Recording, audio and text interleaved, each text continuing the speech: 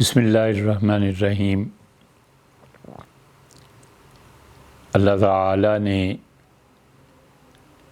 ان لوگوں کو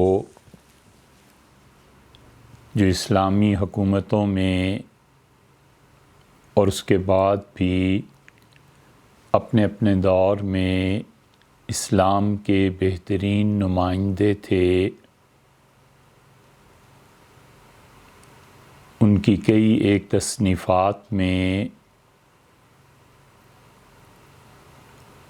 ان پر جو الہام کیا تھا وہ فکرے آج بھی ملتے ہیں۔ ہر دور میں اللہ تعالیٰ نے اس دین کو قائم رکھنے کے لیے مختلف حضرات کو مختلف تدبیریں بھی سجھائیں، اور انہوں نے سال ہا سال کی محنت کے بعد اصول مرتب کیے کہ کوئی بھی اسلامی حکومت ہو یا دنیا میں کسی بھی مذہب و ملت کی نمائندہ حکومت ہو تو وہ ان اصولوں کی پابندی کرے گی۔ چنانچہ بہت سے افراد ایسے ہیں جو صرف اسلامی دنیا ہی کا سرمایہ نہیں ہیں، بلکہ ان سے ان کے بعد آنے والی تمام نسلوں نے فائدہ اٹھایا ہے۔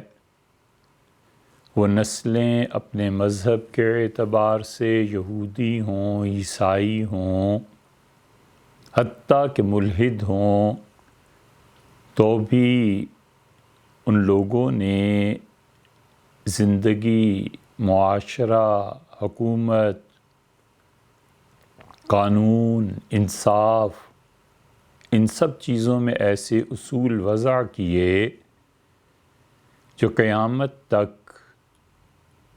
نور اور روشنی کا بلند منار ہے۔ ابن خلدون، ابن عاشور، شاطبی، امام رازی اور صاحب مثنوی مولانا روم رحمہ اللہ صرف ہمارے ہی اثاثے نہیں ہیں، یہ پوری دنیا کے اثاثے ہیں، اور جو کوئی بھی ان کی طرف رجوع کرے گا اپنی مشکلات کا حل ان کے اصولوں میں پائے گا۔ اس سلسلے میں ایک بات آپ کے سامنے یہ رکھی تھی کہ ان سب حضرات نے حکومت کی ذمہ داریوں میں پہلی سطر جہاں پر لکھی ہے وہ کہتے ہیں کہ یہ حکومت کے لیے ضروری ہے کہ وہ اپنی رعایا کے خون کا تحفظ کرے، اور حکومت کے لیے یہ ضروری ہے کہ معاشرے میں امن قائم کرے اور قتل ناحق ہونے لگے، اور حکومت اس قتل ناحق پر انصاف بھی فراہم نہ کر سکے تو انہیں کوئی حق نہیں ہے کہ وہ حکومت کریں۔ 5 چیزیں آپ سے عرض کی تھیں کہ کسی بھی حکومت کے اولین فرائض میں سے ہیں۔ ایک تو اس میں سے یہ ہے کہ انسانی خون کی حفاظت کی جائے، اور صرف انسانوں ہی کے نہیں، اس مملکت میں جو جانور رہتے ہیں ان جانوروں کی بھی حفاظت کی جائے، اور ان جانوروں کے لیے بھی قوانین بنائے جائیں۔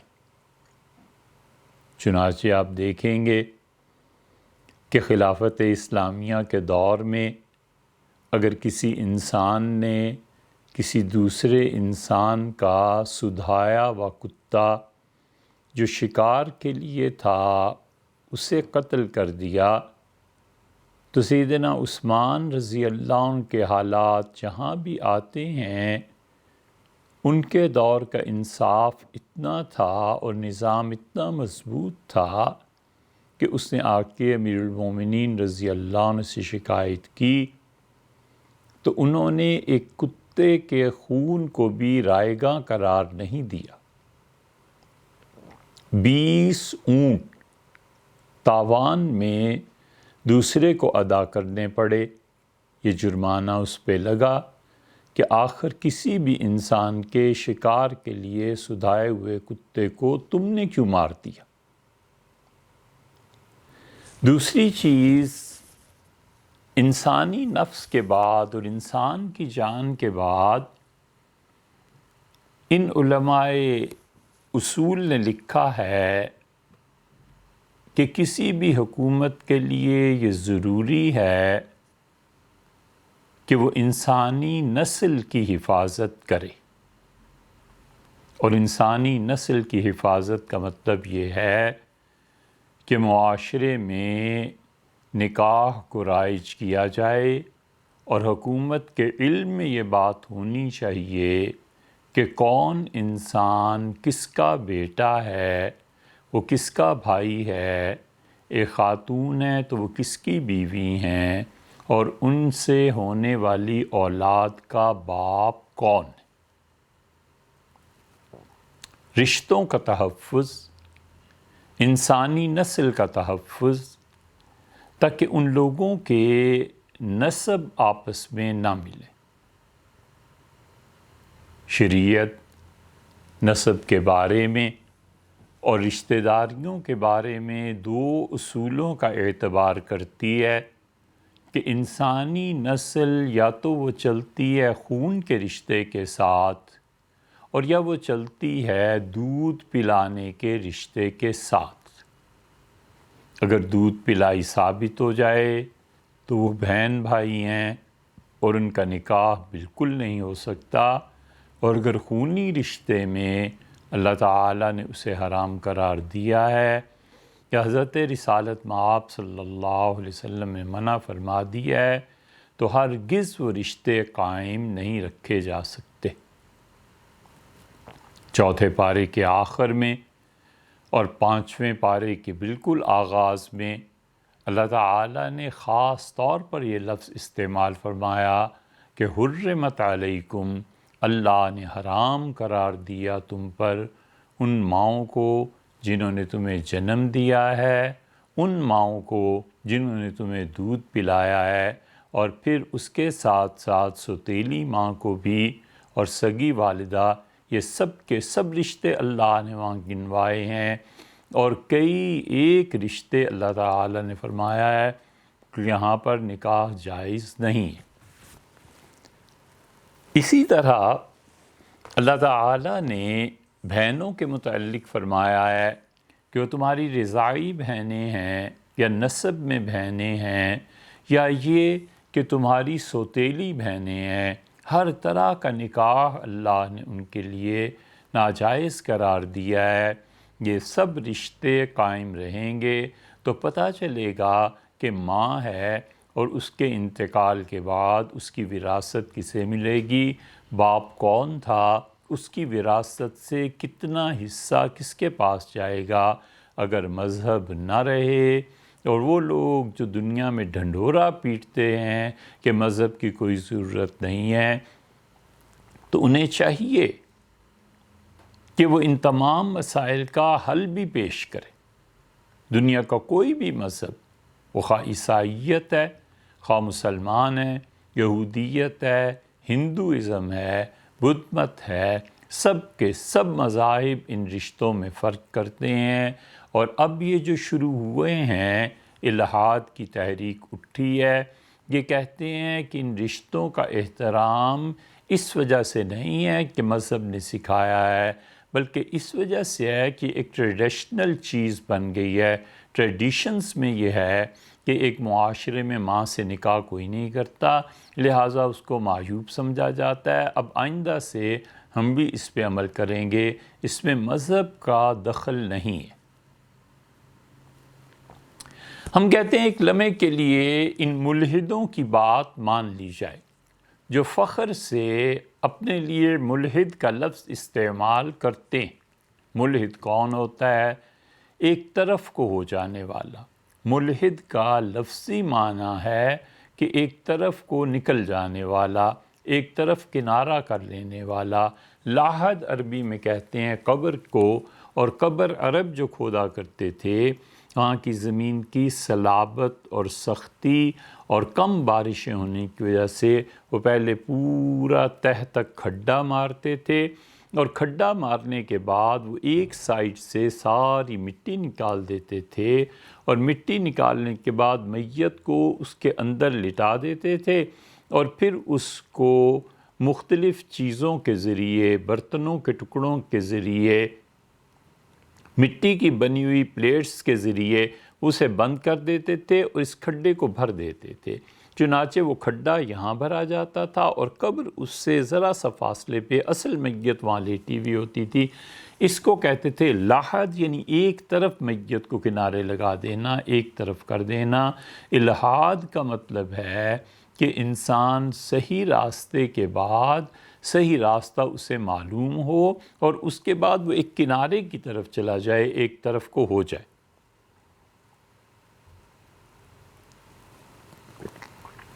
اس لیے بہت سے لوگ آپ کو اس لقب کے ساتھ ملیں گے۔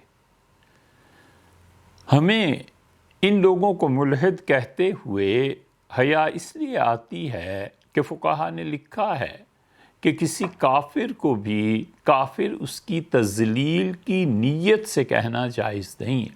کافر کافر ہی ہوتا ہے، لیکن اگر وہ اس میں اپنے نفس کی ذلت محسوس کرتا ہے تو ایسے الفاظ نہیں استعمال کرنے چاہیے۔ غیر مسلم کہا جا سکتا ہے، لیکن یہ کہ اسے کافر کہنا، اس کی توہین بھی ممکن ہے نیت میں ہو، تو اس کو اللہ تعالیٰ نے کتاب اللہ میں جو آیات ہیں اس سے استنباط کیا ہے مفسرین نے کہ اس کا دل دکھانے کا مسئلہ آ جائے تو اسے بھی کافر کہنا درست نہیں ہے۔ اسی طرح ملحد ہے، ملحد کو ملحد کہنا بھی اصولاً تو درست نہیں ہونا چاہیے، مگر کیا کریں کہ فخر سے اپنا نام رکھتے ہیں کہ پاکستانی ملحد۔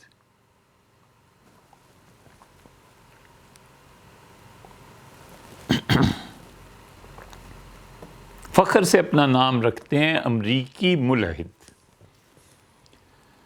اور فخر سے اپنا نام رکھتے ہیں کہ برطانوی ملحد۔ اس لیے ہم ان کے فخریہ نام ہی کی بات کرتے ہیں کہ جب نکاح کے باب میں انہیں سنیں تو وہ کہتے ہیں یہ ٹریڈیشنل چیزیں ہیں، وگرنہ اصل میں جو رشتے مذہب حرام قرار دیتا ہے ان رشتوں کو کرنے میں کوئی حرج نہیں۔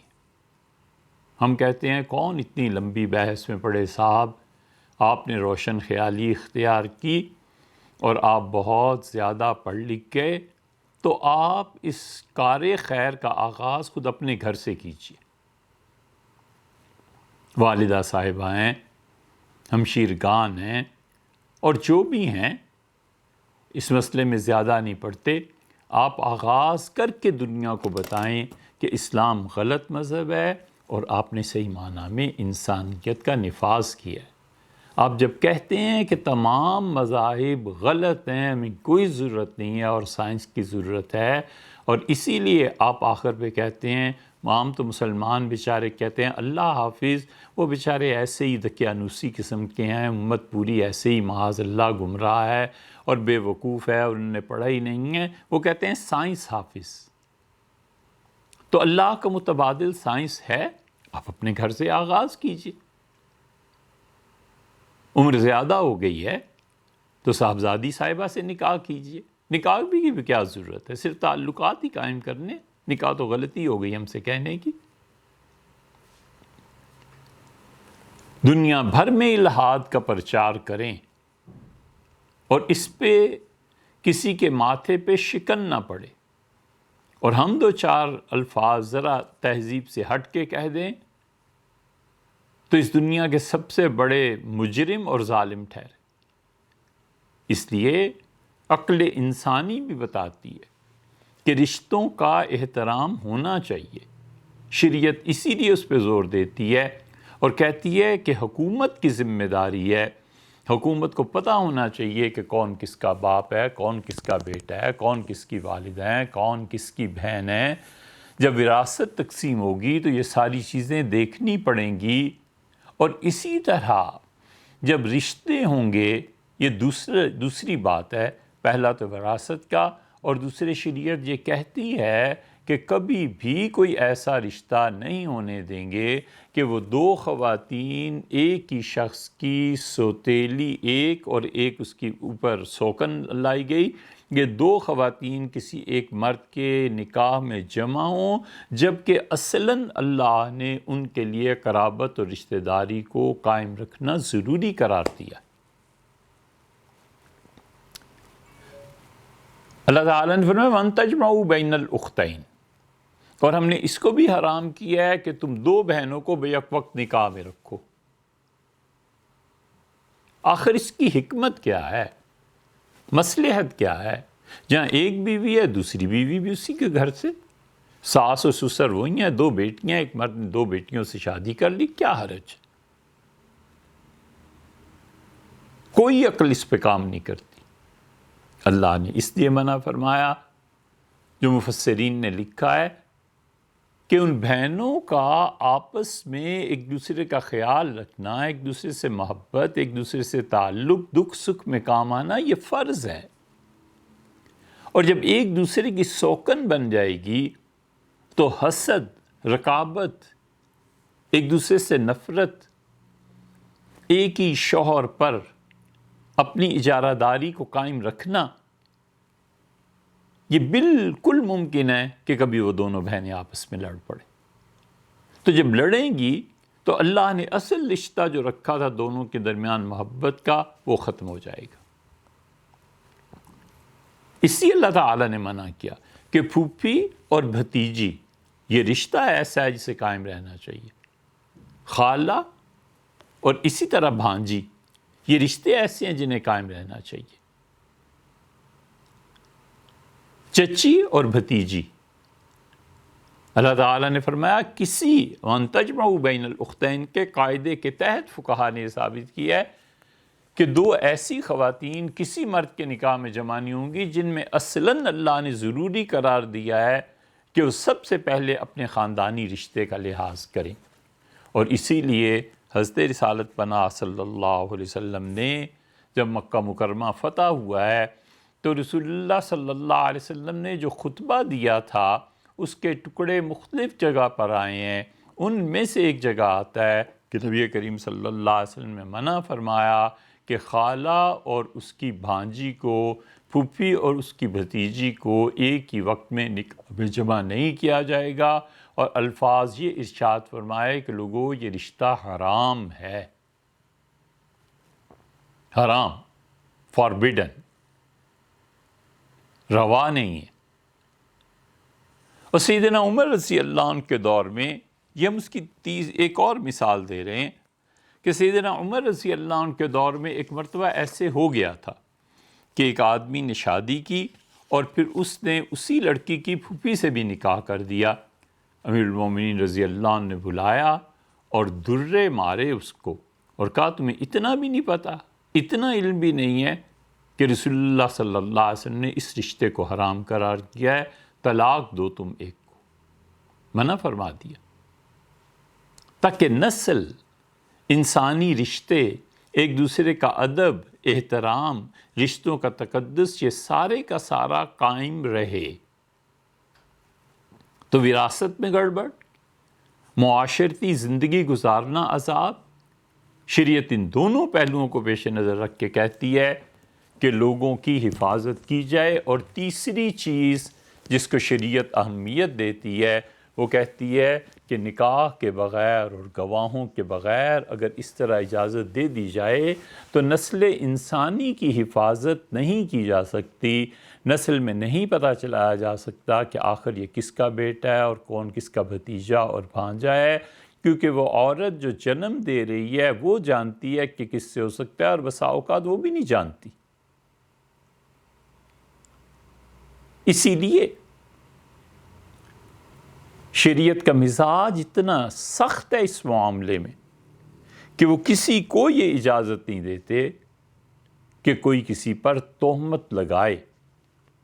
امام زہری رحمۃ اللہ علیہ کے جملہ اگر آپ کو یاد رہے، یہ مصنف ابن ابی شیبہ وغیرہ اور کتابوں میں بھی آیا ہے، انہوں نے کہا کہ سیدنا ابو بکر رضی اللہ عنہ اور ان کے بعد کے خلفاء کا یہ دستور تھا کہ اگر کوئی کسی یہودی اور عیسائی عورت پر بھی تہمت لگاتا تھا تو اسے درے پڑتے تھے۔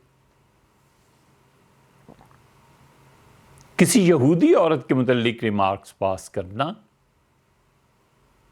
کہ اپنے کردار کی خراب ہے، عیسائی عورت کے متعلق کہنا، اور سیدنا عمر رضی اللہ عنہ تو قاعدہ مقرر کر دیا تھا، انہوں نے کہا جو بھی میرے دور میں کوئی ایسا لفظ کسی کے متعلق زبان سے نکالے گا جس سے اس کی باپ کی نفی ہوتی ہو، میں اسے اللہ کی قسم ہے سزا دوں گا۔ وہ جو پاک دامن عورت پر تہمت لگانے کی سزا ہوتی ہے، یعنی 80 درے، 80 کوڑے لگتے تھے۔ چنانچہ ایک آدمی نے ایک مہاجر صحابی رضی اللہ عنہ کی والدہ کے متعلق ایسی کوئی بات کہہ دی، حالانکہ زمانہ جاہلیت میں کفر میں ان کا انتقال ہو چکا تھا، برس بیت چکے تھے۔ سیدنا عمر رضی اللہ عنہ اس کو پکڑ لیا اور فرمایا کہ اچھا، وہ جو بوڑھی عورت اتنے سال پہلے دنیا سے چلی گئی، تم اس کے متعلق تہمت لگا کے اس آدمی کا نسب خراب کرنا چاہتے ہو؟ 80 درے لگوائے اسے۔ یہ اسی لیے کہ انسانی نسل کی اور رشتوں کی حفاظت ضروری ہے، اور اگر عیسائی اور یہودی عورت پر بھی تہمت لگائی جائے تو شریعت میں کہتی ہے کہ اس پر سزا نافذ ہوگی۔ یہ شریعت ہے، یہ اسلام ہے، یہ ایسے نہیں ہے کہ ایک لادینیت کا معاشرہ قائم ہو جائے اور لادینیت کو عروج اور اس کو پھیلانے کے لیے یہاں تک کہ بڑے بڑے ایوانوں میں کوئی اٹھ کے کسی پہ الزام لگائے کہ انہوں نے ایسے کیا اور ایسے کیا، اور کوئی پوچھنے والا نہ ہو کہ تم کس پہ تہمت لگا رہی ہو اور کون ہیں افراد اور کیا شواہد اور کیا ثبوت۔ عیسائی اور یہودی عورت تک کا احترام حضرت رسالت مآب صلی اللہ علیہ وسلم اور ان کے خلفاء نے اس کو بیان کیا۔ ایک اور مثال اس کی دیں، دو آدمیوں میں لڑائی ہو گئی اور اس نے ٹھیٹھ عربی میں گالی دی۔ اس کا ترجمہ بڑا دشوار ہے، اس کو آسانی سے اگر ذرا سے ایسے الفاظ ہیں، مگر اس نے کہا کہ تو اس عورت کا بیٹا ہے جو مختلف مردوں کے اعضاء کو سونگھنے والی تھی۔ حضرت عثمان رضی اللہ عنہ سن رہے تھے، انہوں نے ہاتھ اٹھایا اور انہوں نے فرمایا میں گواہ ہوں، پھر ہاتھ اٹھایا اور فرمایا میں گواہی دینے کو تیار ہوں، پھر ہاتھ اٹھایا اور فرمایا عثمان اس بات پر گواہ ہے جو کچھ کہا جا رہا ہے۔ یہ حضرت عثمان رضی اللہ عنہ نے جس پر یہ کہا گیا تھا، گالی یہ دی گئی تھی، اس کو ابھارا کہ چلو انصاف کے لیے، وہ انصاف کے لیے آئے، اور انصاف کرنے والے سیدنا عمر رضی اللہ عنہ تھے۔ اس نے کہا امیر المومنین، اس نے میری والدہ کے متعلق یہ گالی مجھے دی ہے۔ حضرت عثمان رضی اللہ عنہ نے کہا کہ امیر المومنین میں گواہی دیتا ہوں۔ حضرت عثمان رضی اللہ عنہ کو روک دیا انہوں نے۔ حضرت عمر رضی اللہ عنہ فرمایا چپ رہو عثمان، میں اس کی سنوں۔ اس نے کہا یہ الفاظ کہیں، اور وہ جو آدمی یہ کہنے والا تھا کہ مختلف مردوں کا، اس نے سیدنا عمر رضی اللہ عنہ کو کہا، اس نے کہا امیر المومنین میں نے کوئی گالی نہیں دی۔ اس نے کہا اس سے پوچھیں، ایک اس کی والدہ کا نکاح ہوا، پھر اس کا انتقال ہو گیا، پھر دوسرا، پھر تیسرا، پھر چوتھا، کئی شوہر تھے، میں نے تو یہ مراد لی ہے۔ سیدنا عمر رضی اللہ عنہ حد جاری نہیں کی، لیکن اسے سبق سکھایا کہ تم اس طرح کے الفاظ جو استعمال کر رہے ہو، یہ الفاظ لوگوں کی عزتوں میں نقص ڈالتے ہیں اور آئندہ ایسے نہیں کہنا۔ وجہ اس کی یہ تھی کہ حد جاری کرنا کسی انسان پہ یہ خود ایک بہت بڑی چیز ہے، لیکن وہ اتنا زبان میں بھی، الفاظ میں بھی اتنے محتاط رہتے تھے کہ کسی بھی انسان کا نسب اور یہ چیزیں بالکل اس کی زد میں نہیں آنی چاہیے۔ اسی لیے رسول اللہ صلی اللہ علیہ وسلم نے یہ جس چیز کا نام حلالہ پڑ گیا ہے نا، اس کے متعلق بڑے سخت الفاظ ارشاد فرمائے۔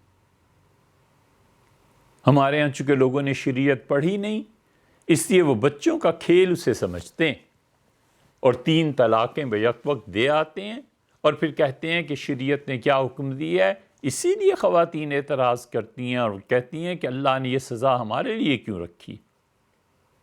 یہ سزا ہے ہی نہیں۔ شریعت نے ایک سمپل سی بات کی ہے، اللہ نے قرآن میں فرمایا ہے کہ اگر عورت فارغ ہو جائے تو وہ پھر دوسرے آدمی سے نکاح کر لے، آزاد ہے۔ اب دوسرا آدمی اسے کیوں طلاق دے؟ اور ایک ہے قانونی چیز اور ایک ہے قانون سے ہٹ کے جو چیزیں ہوتی ہیں اخلاقیات کے درجے میں۔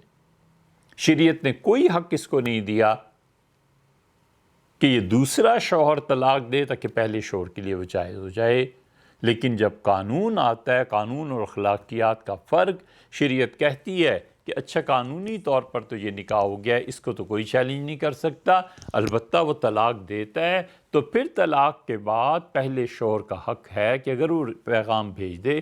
ایک عورت کو طلاقیں 3 ہو گئی ہیں، وہ عدت گزارتی ہے اور وہ اسے کوئی نکاح کا پیغام دیتا ہے، اس کے دل میں کیا ہے کون جانتا ہے، اور وہ طلاق دے دیتا ہے تو جہاں 10 اور رشتے آنے ہیں، ایک 11واں رشتہ اس پہلے شوہر کا بھی ہے۔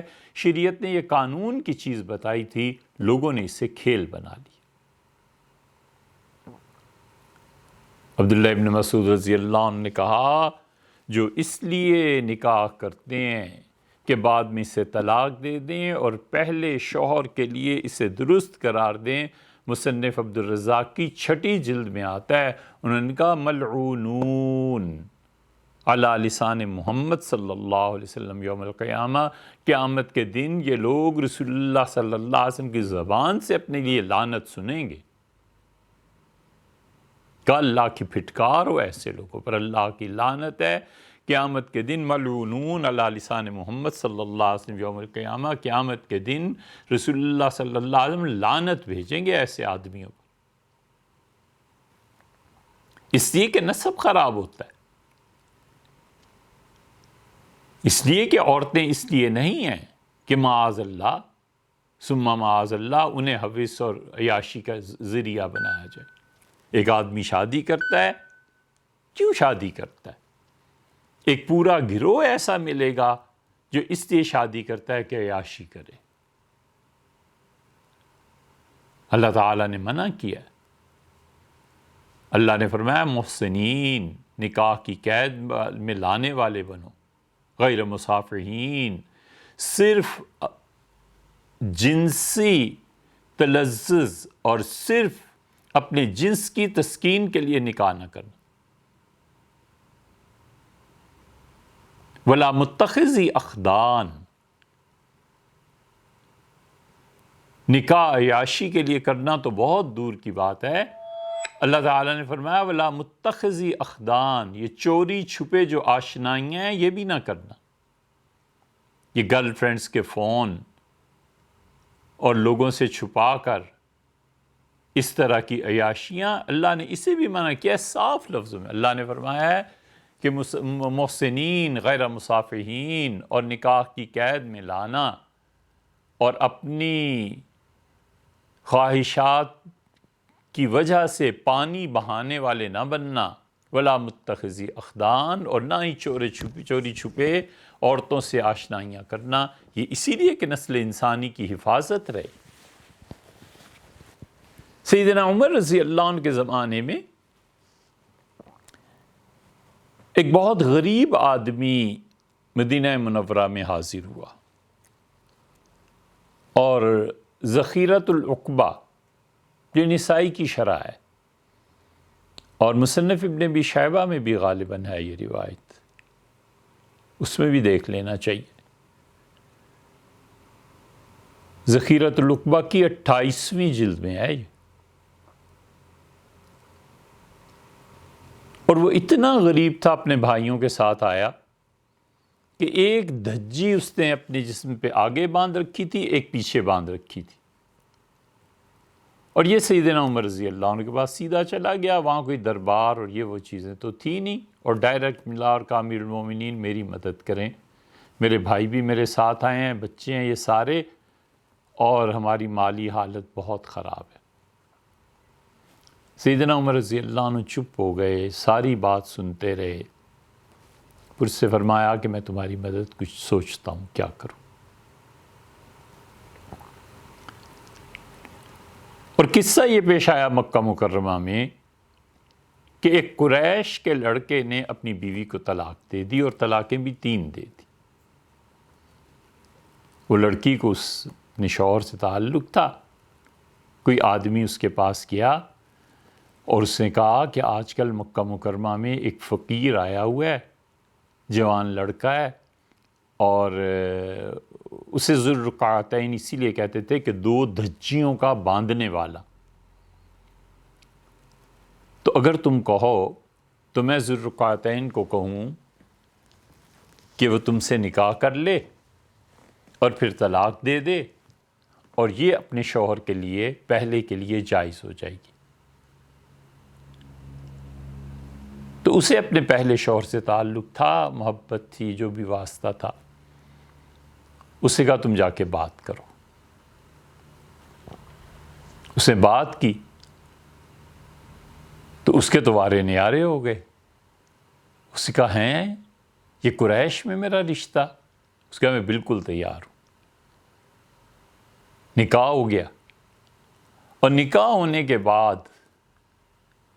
سیدنا عمر رضی اللہ عنہ ذوالرقعتین کی مدد کے لیے ایک دن تشریف لائے اور پوچھا ذوالرقعتین، تو کہا گیا اس حویلی میں۔ جب آپ نے دور سے دیکھا ایک آدمی کو بہت خوبصورت لباس پہنے ہوئے اور اس کی چہرے کی تازگی، تو بہت خوش ہوئے اور فرمایا اللہ کا شکر ہے اس ذوالرقعتین کو کسی نے اچھے کپڑے پہنا دیے ہیں، اللہ کا احسان ہے میرے دور میں یہ ہو گیا۔ جب اور قریب ہوئے تو دیکھا اس پہ تو رنگ بھی لگا ہوا تھا، تو حضرت عمر رضی اللہ عنہ کا تمہاری شادی ہو گئی؟ اس نے کہا امیر المومنین یہ قصہ ہوا ہے، اور یہ میرے بھائی ہیں، اور سب کے کپڑے آپ دیکھیں، جہاں میرا نکاح ہوا ہے یہ بہت فیاض عورت ہے، اور بہت کچھ اس نے ہمیں دے دیا ہے۔ سیدنا عمر رضی اللہ عنہ نے کہا سب سمجھ گئے، اور انہوں نے فرمایا کہ اب تم اسے طلاق تو نہیں دے رہے؟ اب اس آدمی کا حال یہ تھا جس نے پہلے طلاق دی تھی، وہ بار بار اس حویلی کے چکر لگاتا تھا اور کہتا تھا ہائے افسوس میری بیوی میرے ہاتھ سے چلی گئی، ہائے افسوس، حتیٰ کہ حضرت عمر رضی اللہ عنہ کو شکایت کی اور کہا اس نے طلاق دینی ہے اور یہ طلاق نہیں دے رہا۔ سیدنا عمر رضی اللہ عنہ یہ بھی سنا وہ بھی سنا، اور اس سے پوچھا، فرمایا تم اسے طلاق تو نہیں دے رہے تاکہ پہلے شوہر کے لیے جائز ہو جائے گا؟ اس نے کہا امیر المومنین ایسی اچھی بیوی کو کون طلاق دیتا ہے؟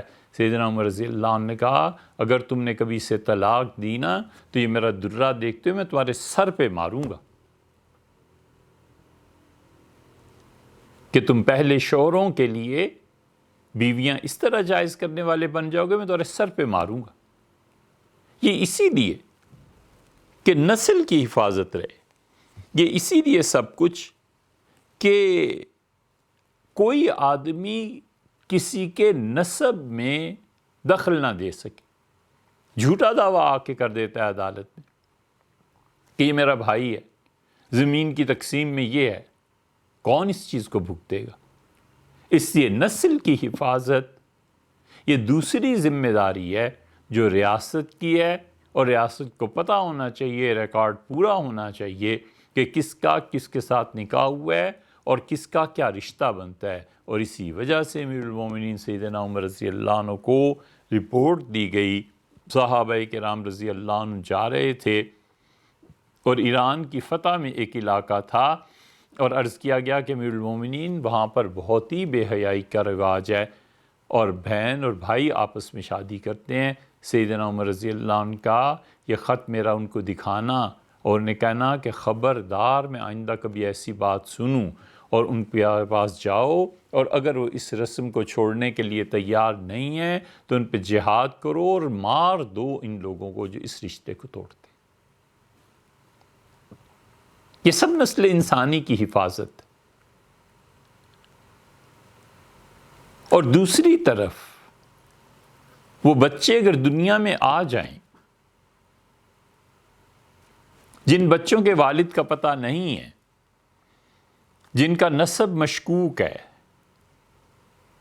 اور باپ انکار کر دے کہ یہ میری اولاد نہیں ہے، اس بچے کا اسلامی دنیا میں مسلمانوں کے معاشرے میں اتنا احترام ہے کہ امیر المومنین سیدنا علی رضی اللہ عنہ کہتے تھے کوئی بچہ ایسا مل جائے جس کے باپ کا پتہ نہ ہو تو مجھے اتنی خوشی ہو اس بچے کو پالنے میں، اس کی تربیت میں، کہ اس کے مقابلے میں مجھے پوری دنیا مل جائے تو مجھے اتنی خوشی نہ ہو جتنی مجھے اس بچے کی تربیت سے خوشی۔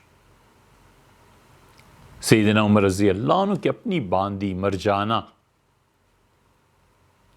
سیدنا عمر رضی اللہ عنہ کو اندازہ ہو گیا کہ بچہ ناجائز ہے اور اس کے ساتھ کسی نے زیادتی کی ہے۔ پھر اس سے پوچھا کہ آپ کے یہاں توقع ہے اولاد کی؟ اس نے کہا جی۔ پھر جب بچہ پیدا ہوا تو عبداللہ ابن عمر رضی اللہ عنہما وغیرہ کہتے تھے کہ ہم بھائیوں کے ساتھ سیدنا عمر رضی اللہ عنہ سے رکھتے تھے اور کبھی کبھی اسے اپنے کندھے پر بٹھاتے تھے، اس کا ناک بہتا تھا تو صاف کرتے تھے، اسے پیار کرتے تھے اور سیدنا عمر رضی اللہ عنہ سے چومتے تھے۔ یہ احساس تک نہیں دلایا کہ تمہارا کوئی نسب نہیں ہے، کچھ نہیں ہے، یہ وہ بچے ہیں جن بچوں کا نسب ثابت اگرچہ نہیں ہے لیکن اسلامک سوسائٹی میں وہ ایک کارآمد فرد بن سکتا ہے۔ کیوں کوئی اسے تانا دے؟ اس کا کیا قصور ہے؟ اس لیے جان کی حفاظت، نسل کی حفاظت یہ ضروری ہے۔ تیسری چیز جس کی حفاظت کو شریعت بہت ترجیح دیتی ہے، صرف علماء نہیں، حکمائے اسلام جنہوں نے اس دین کی حکمتیں سمجھی ہیں اور اللہ تعالیٰ جن پر الہام کرتا تھا اور وہ اس دین کی وہ حکمتیں بیان کرتے تھے جو صرف انہی کا حصہ تھا، اللہ نے ان کے قلم میں تاثیر رکھی تھی، اللہ نے ان کی زبان میں بے پناہ اثر رکھا تھا۔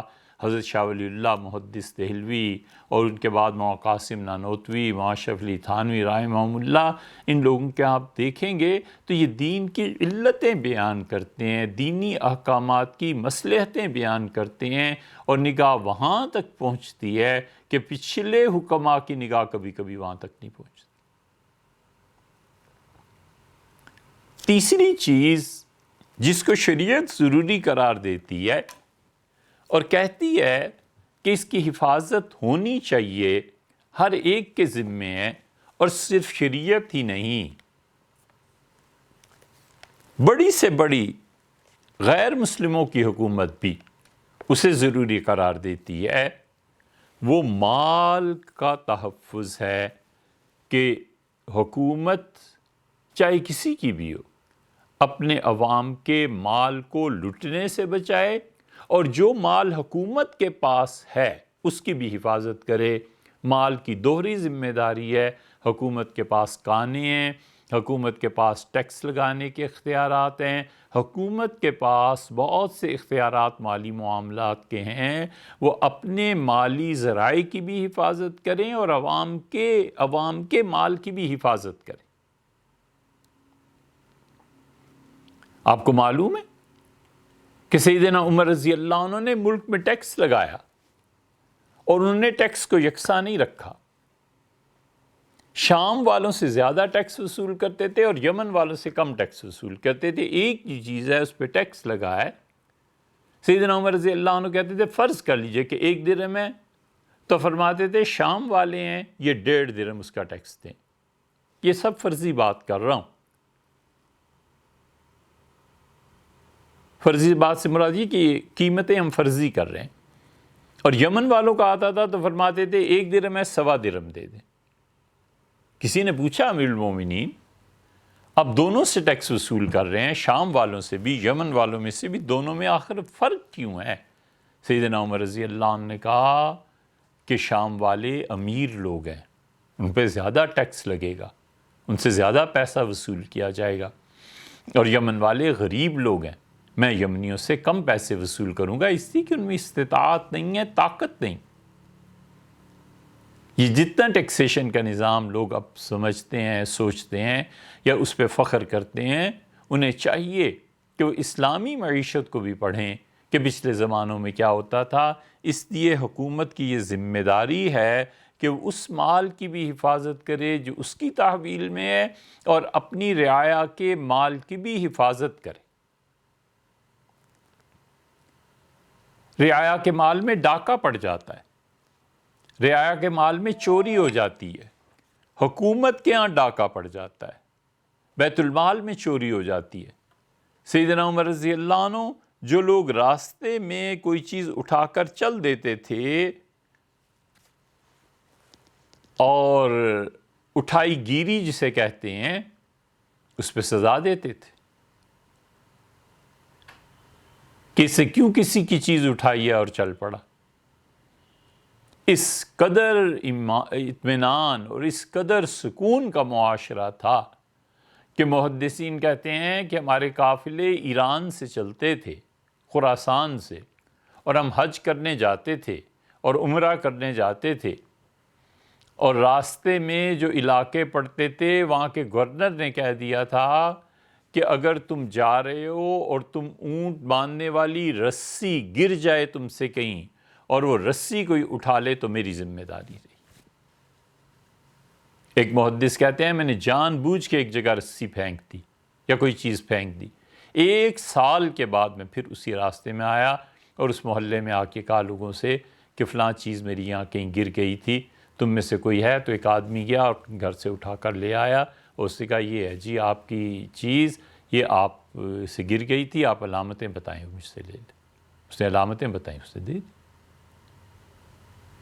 اتنا پرامن معاشرہ یہ مسلمانوں نے قائم کیا تھا.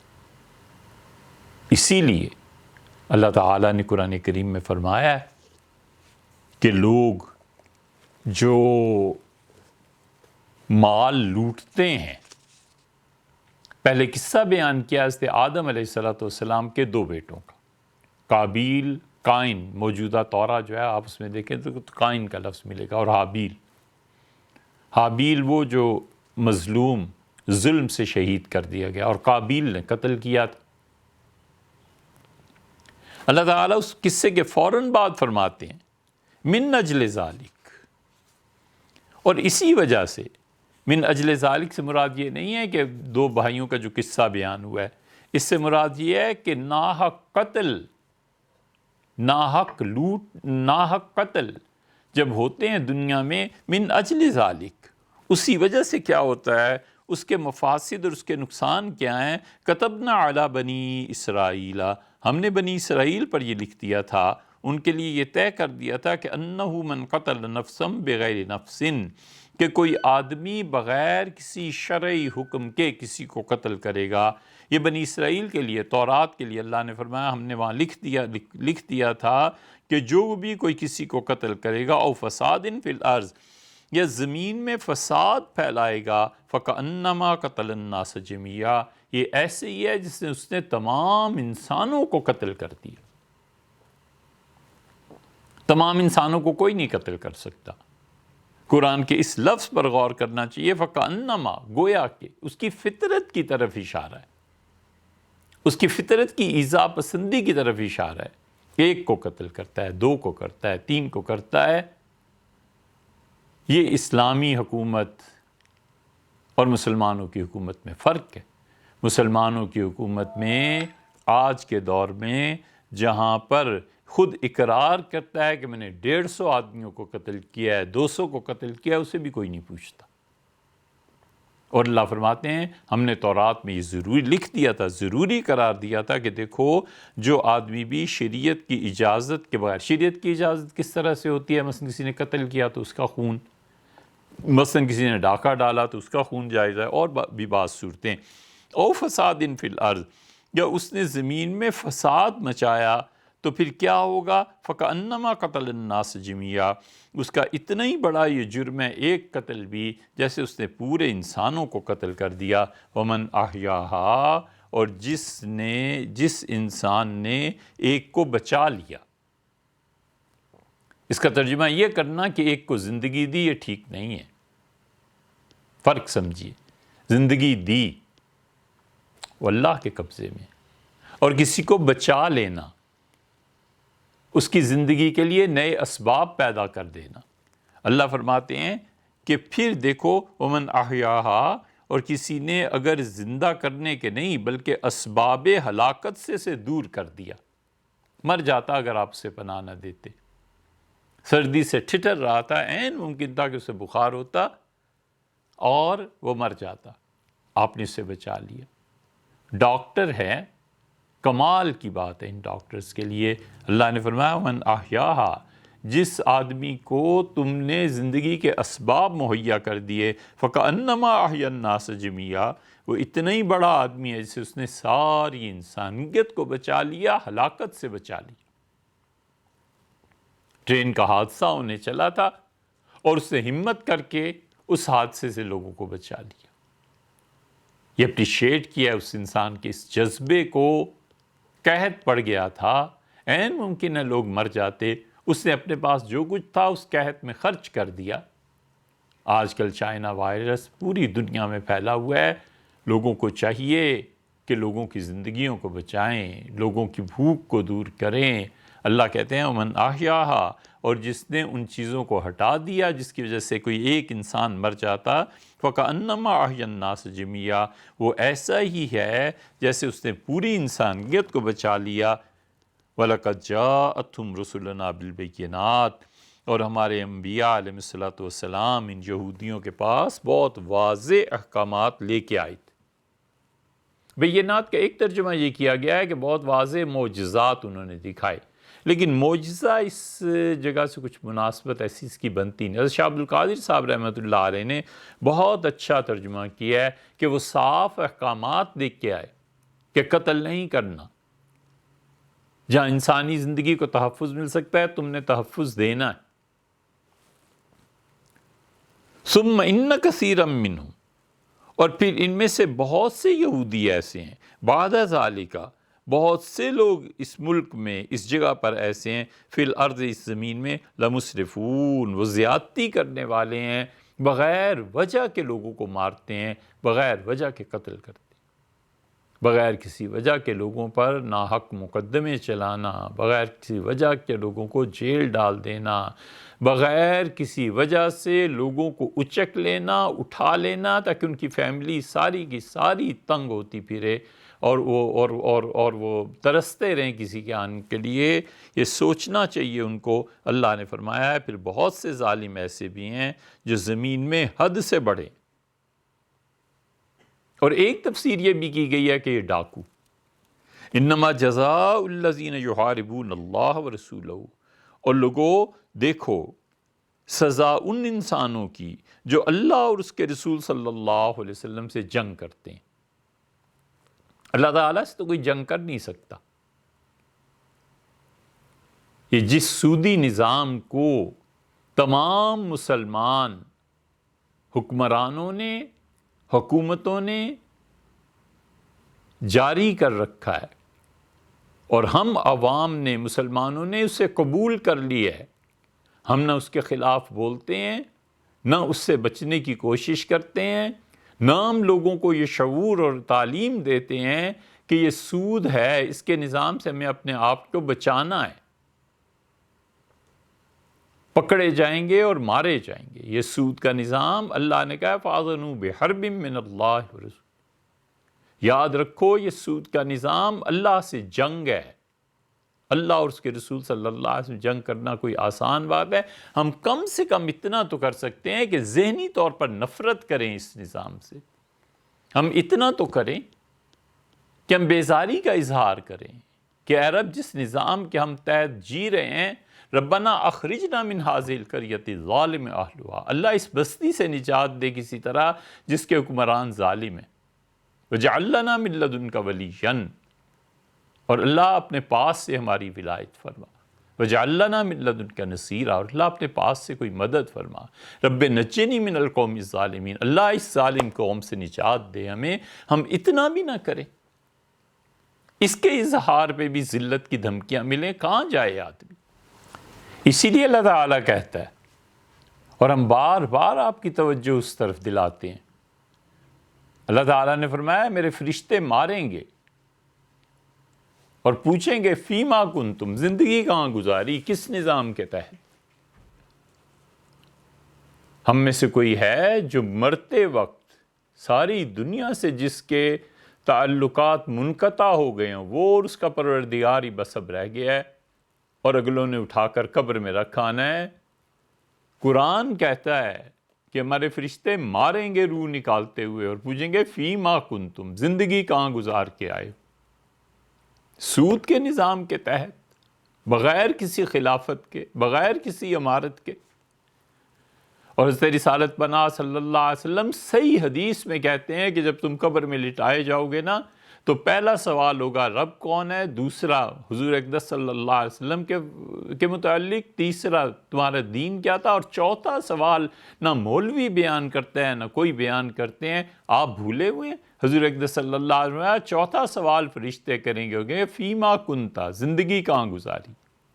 زندگی گزاری سود کے نظام میں، زندگی گزاری کافروں کے نظام کے تحت، زندگی گزاری ظلم کے نظام میں، اور ہم اف تک نہیں کرتے تھے، بولتے نہیں تھے، اللہ کو کیا جواب دیں گے؟ اسی لیے اللہ فرماتے ہیں کہ ہاں الا الذین، ہاں وہ لوگ جو کچھ نہیں کر سکتے تھے، وہ مجھ سے دعا مانگتے تھے اور کہتے تھے ربنا اخرجنا من هذه القرية الظالم اهلها، اللہ اس بستی سے نجات دے دے جس میں ظالموں کی حکمرانی۔ کم سے کم یہ دعا تو پڑھا کریں، کم سے کم ذہنی طور پہ تو نفرت ہونی چاہیے۔ یہ اللہ سے جنگ ہے۔ اللہ تعالیٰ فرماتے ہیں، یہ سورہ المائدہ ہے اور آیت نمبر بھیا اس کی بہت باریک لکھا ہے، پڑھا نہیں جا رہا، انما جزاء الذین یحاربون اللہ ورسولہ، 27 سے لے کے 37ویں آیت ہے، اور جو لوگ، ان کی سزا یہ ہے جو اللہ سے جنگ کریں۔ اللہ سے جنگ کون کرتا ہے؟ کوئی نہیں کر سکتا، یہ سود کے نظام ہی ہے بس۔ وَرَسُولَهُ، اور اس کے رسول صلی اللہ علیہ وسلم سے جو جنگ کرے، یعنی رسول اللہ صلی اللہ علیہ وسلم نے معاشیات کا جو نظام بتایا ہے اور ڈاکہ ڈالنے سے منع فرمایا ہے، چوری سے منع فرمایا ہے، اس میں ان کی نافرمانی کرے۔ وَيَسْعَوْنَ فِي الْأَرْضِ، یہ اللہ اور رسول کے ساتھ جو جنگ تھی اسی کی تشریح اگلے جملے میں کر دی علیہ السلام، وَيَسْعَوْنَ فِي الْأَرْضِ فَسَادًا، اور زمین میں وہ فساد کی کوشش کریں۔ فساد کی کوشش کیا؟ فساد کی کوشش یہ ہے کہ وہ زمین میں لوٹ مار مچائیں، وہ زمین میں لوگوں کی زندگی تنگ کر دیں۔ تو ان کی سزا کیا ہے کہ یقتلوا، ایسے لوگوں کو قتل کر دینا چاہیے۔ 4 سزائیں اللہ نے فرمائیں، یقتلوا، انہیں قتل کر دیا جائے، او یصلبوا، یا انہیں سولی دی جائے، او تقطع ایدیہم وارجلہم من خلاف، یا الٹے پاؤں، ہاتھ ان کے الٹی ترتیب سے کاٹے جائیں، او ینفوا من الارض، یا زمین سے نکال دیے جائیں، ذالک لہم خزی فی الدنیا، یہ ان کی دنیا میں ذلت کی زندگی ہے، ولہم فی الآخرۃ عذاب عظیم، اور آخرت میں تو ہم ان کو بہت شدید عذاب دیں گے، جو ڈاکہ ڈالے گا، جو دوسروں کا مال ہڑپ کر جائے گا۔ اِلَّا الَّذِينَ تَابُوا مِن قبل، ہاں وہ لوگ، وہ ڈاکو، من قبل ان تقدروا علیہم، قبل اس کے کہ وہ کوئی ارتکاب کرتے، ابھی صرف اس درجے میں تھے کہ باتیں کر رہے ہیں اور تمہاری ان پہ قدرت نہیں ہے، گورنمنٹ نے انہیں بھی پکڑا نہیں ہے، تو اللہ فرماتے ہیں فَعَلَمُوا أَنَّ اللَّهَ غَفُورٌ الرحیم، تو یاد رکھو اللہ اپنے بندوں کو معاف فرمانے والا ہے اور رحم کرنے والا ہے۔ وہ صرف ایک منصوبہ ہی ہے، ایک بات ہی ہے، ابھی کوئی حرکت انہوں نے کی نہیں۔ 4 سزائیں یہاں پر فرمائی ہیں۔ ایک تو اس پہ امام ابو حنیفہ رحمۃ اللہ علیہ فرماتے ہیں کہ یہ ڈاکہ وہ ہے جو ویرانے میں پڑا ہے، شہر سے کم 60-70 میل کے فاصلے پر پڑا ہے، اور کسی غیر آباد جگہ پر ڈاکہ ڈالا گیا ہے، تو یہ وہ ڈاکو۔ لیکن امام ابو یوسف رحمۃ اللہ علیہ کا کمال ہے، امام محمد امام ابو حنیفہ رحمہ اللہ کے برعکس فتویٰ دیا۔ انہوں نے کہا ڈاکہ ڈاکہ ہی ہے، چاہے شہر میں پڑے، شہر سے دور پڑے، ڈاکے کی سزا یہی دی جائے گی۔ ان یقتلوا، اگر ان ڈاکو نے 4 سزائیں فرمائی ہیں، فرمایا کہ اگر وہ قتل کر دیں ڈاکو اور مال نہ لوٹیں، اس نے مال دینے میں مزاحمت کی اور انہوں نے اس کا مال چھوڑ دیا لیکن قتل کر دیا، تو پہلی سزا نافذ کی جائے کہ انہیں قتل کیا جائے۔ او یصلبوا، یا دوسری سزا یہ ہے کہ سولی پر چڑھا دیا جائے۔ سولی پر چڑھانا یہ اس لیے ہے کہ ذلت زیادہ ہو، وگرنہ قتل بھی کافی تھا۔ اللہ تعالیٰ نے فرمایا سولی دی جائے، یعنی سولی پر کھڑا کر کے اس کا پیٹ چاک کر دیا جائے، ہاتھ پاؤں میں کیلیں گاڑ دی جائیں کہ تمہاری اتنی ہمت ہو گئی کہ تم معصوم مسافروں کو اور لوگوں کے مال پہ ہاتھ ڈالنے لگے۔ اتنی شدید سزا اللہ نے ارشاد فرمائی ہے، اسی لیے کہ حکومت وقت کی ذمہ داری ہے کہ اس کی رعایا میں ایک ایک فرد کا مال بھی محفوظ رہے، نسل بھی محفوظ رہے، اور اس کے ساتھ ساتھ اس کی جان بھی محفوظ رہے۔ یہ تینوں حفاظتیں حکومت کا ذمہ ہے، 2 حفاظتیں اور۔ اس لیے سولی پر چڑھائیں یا نہ چڑھائیں۔ امام ابو یوسف رحمۃ اللہ علیہ کا فتویٰ تو یہ ہے کہ وہ کہتے ہیں کہ امام وقت پر ہے، حکمران وقت پر ہے، وہ چاہیں تو یہ سزا دیں، سولی چڑھا دیں تاکہ لوگ اس سے عبرت سیکھیں۔ وہ کسی مصلحت سے چاہتے ہیں کہ سولی نہ چڑھائیں، قتل کر دیے جائیں تو قتل کر دیے جائیں۔ او تقطع ایدیہم، یا پھر ان کے ہاتھ پاؤں الٹی ترتیب سے کاٹ دیے جائیں۔ اب اس نے ڈاکہ ڈالا، ڈاکوؤں نے قتل نہیں کیا، مال لوٹا ہے۔ قتل کرتے تو قتل ہوتے، سولی پہ چڑھتے، لیکن مال لوٹ لیا اور فرار ہو گئے۔ ان کے ہاتھ پاؤں کاٹ دیے جائیں، دایاں ہاتھ بایاں پاؤں، بایاں ہاتھ دایاں پاؤں، یعنی الٹی ترتیب سے اللہ تعالیٰ نے فرمایا اسے کاٹ دو۔ اور چوتھی بات او ینفوا من الارض، یا یہ ہے کہ پھر انہیں زمین سے نکال دیا جائے۔ زمین سے نکال دینے کا مطلب یہ ہے کہ اس زمین سے نکال کے اسے بھیجنا کہاں ہے۔ آخر کار امام طحاوی رحمۃ اللہ علیہ وغیرہ فرماتے ہیں اس کا مطلب یہ ہے کہ انہیں زمین سے نکال دیا جائے، یعنی قید میں ڈال دیا جائے۔ یہ قید میں ڈالنا اس وقت ہے جب وہ پکڑے جائیں اور پتہ چلے کہ منصوبہ یہی بن رہا تھا، محض باتیں ہی تھیں، منصوبہ تھا لیکن تھا تو صحیح۔ اور اگر اس سے بھی کم درجہ ہے کہ منصوبہ تھا، اب 2 صورتیں ہو گئیں، یا تو پکڑے گئے یا نہیں پکڑے گئے۔ پکڑے گئے، منصوبے ان کے سارے شواہد اور آثار مل گئے، اب انہیں جیل بھیج دیا جائے۔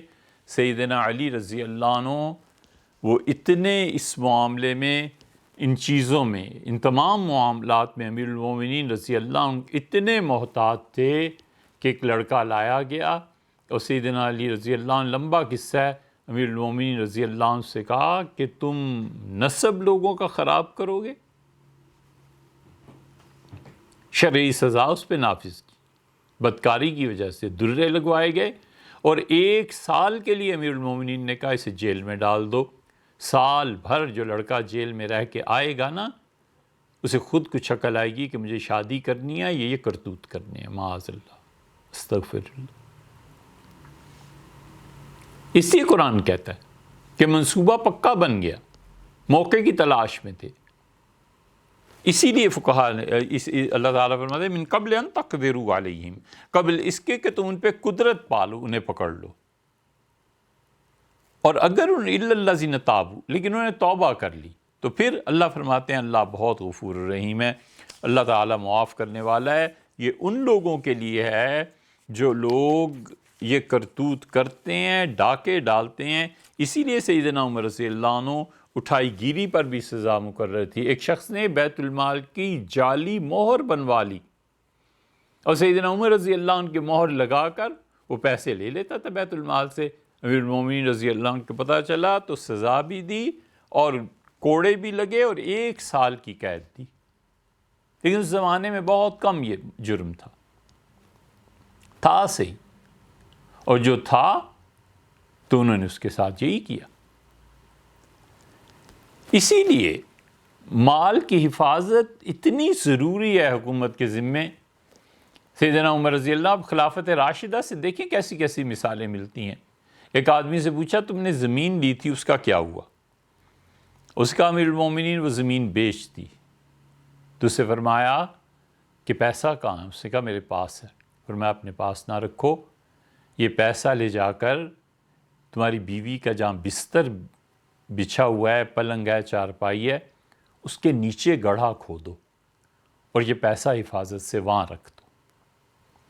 امیر المومنین رضی اللہ عنہ اس لیے کہا کہ مرد کے پاس جب پیسہ ہوتا ہے تو ادھر ادھر کہیں نہ کہیں خرچ کرتا رہتا ہے۔ عورتیں ہوتی ہیں جو گھر میں پیسے کو سنبھال کر رکھتی ہیں، تو فرمانے کا مقصد یہ تھا کہ عورت کو پیسہ دے دو، وہ سنبھالے گی، گھر اور خاندان کا نظام چلائے گی، تمہارے پاس رہیں گے تو ادھر ادھر کہیں خرچ کر دو۔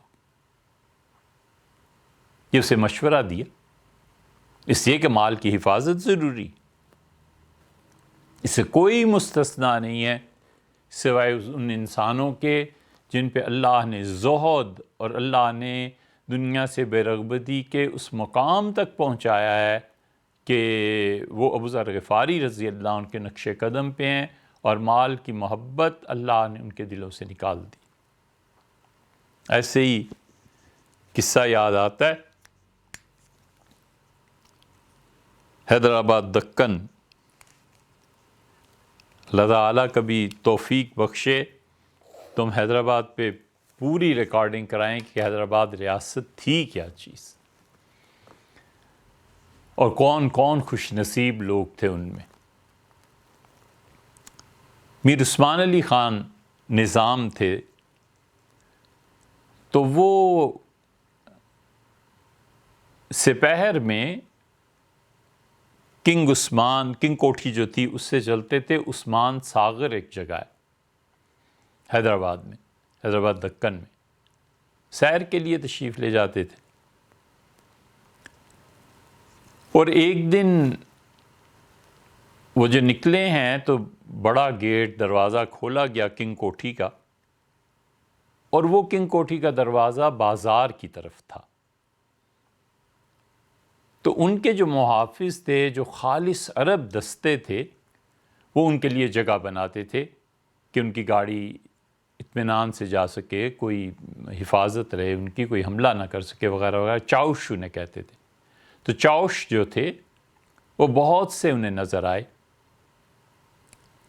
تو میر عثمان علی خان تھوڑا سا پیدل چل پڑے، اور گاڑی کے لیے بھی جگہ بن رہی تھی۔ تو وہ ان کے ساتھ نواب مہدی تھے، اور ایک بہت مشہور شخصیت تھی وہاں کی، ضیاء الحسن موسوی ان کے والد تھے۔ نواب مہدی کی نظر جو پڑی تو یہ جو چاؤش تھے ان کے درمیان ایک بالکل دبلا پتلا سا آدمی، اور جو ان کا محافظ تھا وہ اسے ذرا سا دھکا دے رہا ہے کہ آپ ادھر ہو جاؤ، میر عثمان تشریف لاتے ہیں اور نظام تشریف لاتے ہیں وغیرہ وغیرہ۔ تو انہوں نے جو غور سے دیکھا کہ یہ منحنی سا بالکل دبلا پتلا ہے کون، اور اس کی ٹوپی ہے کیا، تو ان کے منہ سے بے اختیار نکلا، انہوں نے کہا او یہ تو حسرت موہانی ہے۔ میر عثمان جھٹ سے بولے، فرمایا بلاؤ ان کو۔ اب وہ داخل ہوئے، بلائے گئے۔ میر عثمان علی خان بہت خوش ہوئے اور کہا آپ حیدرآباد تشریف لائیں اور ہمیں پتہ بھی نہ چلے، شکوہ فرمایا گویا کہ، اور آپ حیدرآباد آئیں اور ہمارے علاوہ کسی کے مہمان ہوں، یہ کیسے ہو سکتا ہے؟ تو میر عثمان یہ کہہ رہے تھے اور وہ گھڑی دیکھ رہے تھے. میر عثمان باتیں کرتے رہے, وہ گھڑی دیکھ رہے تھے اور کہنے لگے کہ میر صاحب میں نے فلاں آدمی کو اتنے بجے کا وقت دیا تھا اور میرا مذہب یہ ہے کہ وعدہ خلافی حرام کبیرہ گناہ ہے, تو میں زیادہ بات نہیں کر سکتا, السلام علیکم. یہ کہہ کے حسرت موہانی چل پڑے. میر عثمان کا ایک رنگ آتا تھا اور جاتا تھا, آتا تھا اور جاتا تھا. میر عثمان وہ کپ کپی طاری ہو گئی. اس وجہ سے نہیں کہ انہیں غصہ آ گیا, اس وجہ سے کہ قلندر اور ایک مرد مومن نے صاف بات منہ پہ کہہ دی, کوئی ڈر نہیں ہے, کوئی روب نہیں ہے, کوئی خوف نہیں ہے. میر عثمان کے ساتھ اگر وہ تعلق بنا لیتے, میر عثمان کے ایک اشارے پر کروڑوں پتی اس زمانے میں ہو سکتے تھے. نواب مہدی کہتے تھے کہ اب مجھے پریشانی ہوئی کہ کپ کپی ان پہ طاری ہو گئی, کانپ رہے ہیں. تو اب آئی سختی حسرت موہانی کی, اور انہوں نے کچھ بھی کہہ دیا تو حسرت موہانی کی سزا پر پورے بر صغیر میں, پورے متحدہ ہندوستان میں جو شور اٹھے گا اس کا مقابلہ کون کرے گا.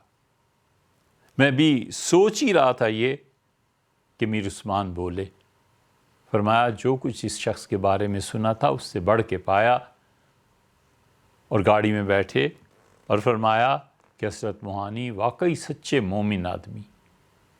یہ وہ لوگ ہیں جو قلندر تھے, جنہیں مال کی کوئی حق یعنی زہد اور مال کی محبت سے بالکل بے نیاز اپنے اصولوں کی زندگی گزارتے تھے.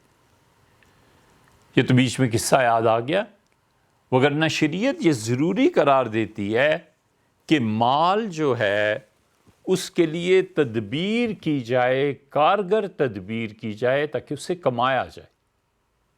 کارگر تدبیر کا مطلب یہ ہے, صحیح بخاری میں روایت آتی ہے, حضرت رسالت مآب صلی اللہ علیہ وسلم نے یہ بات ارشاد فرمائی کہ بنی اسرائیل میں ایک آدمی تھا اور وہ جا رہا تھا تو اس نے آواز سنی, اور آواز یہ آ رہی تھی, بادل سے کوئی کہہ رہا تھا کہ فلاں جگہ جا کر برس جاؤ. وہ بڑا حیران ہوا کہ غیب کی ایک آواز ہے, بادل کو حکم دیا جا رہا ہے کہ فلاں جگہ جا کر برس جاؤ. تو وہ آدمی سب کچھ چھوڑ کے اس بادل کی آواز اس کے پیچھے چل پڑا کہ فلاں جگہ کہاں ہے. جب اس باغ میں پہنچا تو اس نے دیکھا راستے میں بارش ہوئی ہے, پھر بارش کی نالیاں جو ہیں چھوٹی چھوٹی نالیاں, ان سے پانی بہنا شروع ہو گیا. پھر اس نے دیکھا کہ ایک بڑی نالی میں چلا گیا, وہ نالی کے آخر پہ اس کا باغ تھا. پورے شہر میں کہیں بارش نہیں ہو رہی اور ایک جگہ ہوئی ہے اور اس کے باغ کو پانی دیا گیا ہے. تو اس کے پاس پہنچا, اس کا آپ کا یہ نام ہے, اس کا میرا یہ نام ہے, یہ باغ ہے, یہ باغ ہے. اس کا پوچھتے کیوں؟ اس کا میں اس طرح سے آ رہا تھا. اور اس طرح سے فرشتوں نے بادل کو کہا کہ فلاں کے باغ میں پانی چاہیے, چلے جاؤ. تو بادل آپ کے یہاں آ کے برسا ہے. آپ کیا تدبیر کرتے ہیں؟ یہ ہے کارگر تدبیر جس کو شریعت کہتی ہے کہ لوگوں کو اختیار کرنی چاہیے. اس نے کہا میں کچھ نہیں کرتا, جتنی میری فصل ہے میں وہ ساری فصل جب اترتی ہے 3 حصوں میں تقسیم کر دیتا ہوں. ایک فصل بیج کے لیے رکھ لیتا ہوں, ایک حصہ, دوسرا حصہ اپنے گھر والوں کے لیے, اپنے کھانے کے لیے, اور تیسرا حصہ اللہ کی راہ میں خیرات کر دیتا ہوں. اس نے کہا جب تک تم یہ کرتے رہو گے اللہ بھی اسباب اور وسائل کو تم سے نہیں روکے گا. اس لیے اللہ تعالیٰ نے دونوں طرف حکمرانوں کو یہ ذمہ داری دی ہے کہ جو کانیں, سونا, چاندی, مختلف دھاتیں ان کے تصرف میں ہیں, ان کے ملک میں ہے, گیس ہے, تیل ہے, مختلف چیزیں ہیں, اس کو بھی ضائع ہونے سے بچائیں. اور اسی طرح پبلک کی جو پراپرٹی ہے, اپنی ذاتی نجی ملکیت, اس کو بھی ضائع ہونے سے بچائیں. تو اس لیے حکومت کی ذمہ داری ہے کہ وہ لوگوں کی جان کی حفاظت کرے, یہ کیوں نہیں اٹھ کے کہہ دیتے کہ حکومت کی کیا ذمہ داری ہے، حکومت کا کیا حق پہنچتا ہے کہ جان کی ذمہ داری کا عہدہ لے؟ کہیں نا، یہ جتنے ملحد ہیں وہ کہہ دیں، وہ اس پہ بھی کہہ دیں کہ حکومت کا کیا تعلق ہے نسل سے، نسل انسانی جیسے بھی پرورش پاتی ہے پائے، حکومت کو اس میں دخل نہیں دینا چاہیے۔ یہ فکرے انشاءاللہ آخر پہ کام آئیں گے، آپ اسے ذہن میں رکھیے گا۔ بڑے سے بڑا ملحد اٹھ کے کہہ دے کہ حکومت کی کوئی ذمہ داری نہیں ہے پبلک کے مال کا تحفظ کرنا۔ بھئی جب حکومت کی ذمہ داری آپ مال کا تحفظ بھی نہیں کر رہے، حکومت کی ذمہ داری میں آپ یہ بھی نہیں کہہ رہے کہ وہ جان کا تحفظ دیں، حکومت کی ذمہ داری میں آپ یہ بھی نہیں کہہ رہے کہ وہ نسب کا تحفظ کریں اور نکاح کے علاوہ جتنے ذرائع ہیں ان کو روکنے کی کریں، تو پھر حکومت کی ذمہ داری کیا ہے؟ 3 چیزیں بیان ہوئیں، جان کی حفاظت، نسل کی حفاظت اور مال کی حفاظت۔ 2 چیزیں مزید ہیں، وہ انشاءاللہ آپ سے عرض کریں۔